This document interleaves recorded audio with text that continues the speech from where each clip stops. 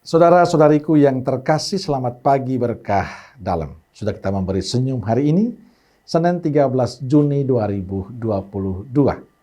Gereja memperingati Santo Antonius dari Padua, seorang imam.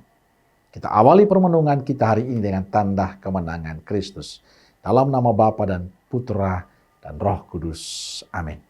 Permenungan kita diambil dari Injil Matius bab 5 ayat 38 sampai 42. Kamu telah mendengar firman, mata ganti mata dan gigi ganti gigi. Tetapi aku berkata kepadamu, janganlah kamu melawan orang yang berbuat jahat kepadamu. Melainkan siapapun yang menampar pipi kananmu, berilah juga kepadanya pipi kirimu. Dan kepada orang yang hendak mengadukan engkau karena mengingini bajumu, serahkanlah juga jubahmu. Dan siapapun yang memaksa engkau berjalan sejauh 1 mil, berjalanlah bersama dia sejauh 2 mil. Berilah kepada orang yang meminta kepadamu, dan janganlah menolak orang yang mau meminjam daripadamu. Saudaraku yang terkasih, bacaan Injil hari ini tentang khotbah Yesus di bukit. Yesus berkata kepada banyak orang, janganlah kalian melawan orang yang berbuat jahat kepadamu. Sebaliknya, bila orang menampar pipi kananmu, berikanlah pipi kirimu. Pesan Yesus ini terasa aneh dan tidak mungkin bisa dilakukan oleh kita. Bagaimana kita harus merelakan diri ditampar, dihina dan disakiti? Saya yakin naluri kemanusiaan kita akan mengatakan membalas. Tapi inilah sesuatu yang indah dari Yesus. Yesus memberikan sebuah perbedaan. Kalau manusia mengajarkan kejahatan, harus dibalas dengan kejahatan. Tapi Yesus mengajarkan kebaikan, bukan kejahatan. Cinta, kebaikan, ketulusan yang diajarkan oleh Yesus.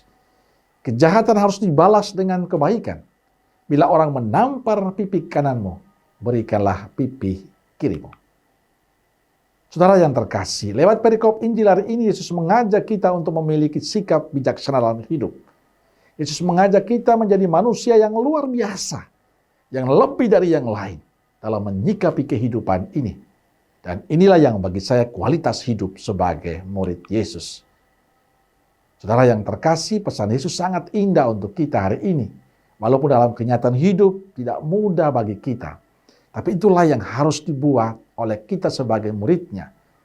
Kita diajak menjadi pribadi yang bijaksana. Bahwa kebencian, kemarahan, kejahatan tidak perlu dibalas dengan kebencian, kemarahan, kejahatan.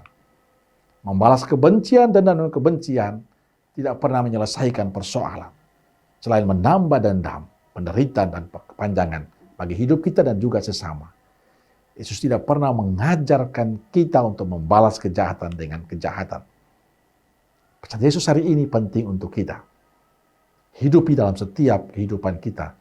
Melawan kejahatan dengan kebaikan. Karena kejahatan bila dilawan dengan kejahatan justru akan menghancurkan kehidupan kita. Tugas kita sebagai murid Yesus adalah menghidupi sikap dan cara hidup Yesus dalam kenyataan hidup kita. Menjadi manusia yang baik.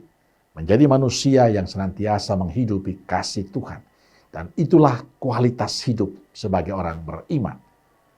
Dimanapun persoalan kita, menghadapi apapun, tidak pernah ada niat untuk membalas. Tapi berusaha untuk memberikan cinta. Berusaha untuk mewujudkan kebaikan Tuhan. Saudara terkasih, manusia memang penuh dengan kelemahan. Tapi saya percaya, Yesus telah memberikan ajaran yang sangat indah untuk kita. Yang perlu kita wujudkan dalam kehidupan kita.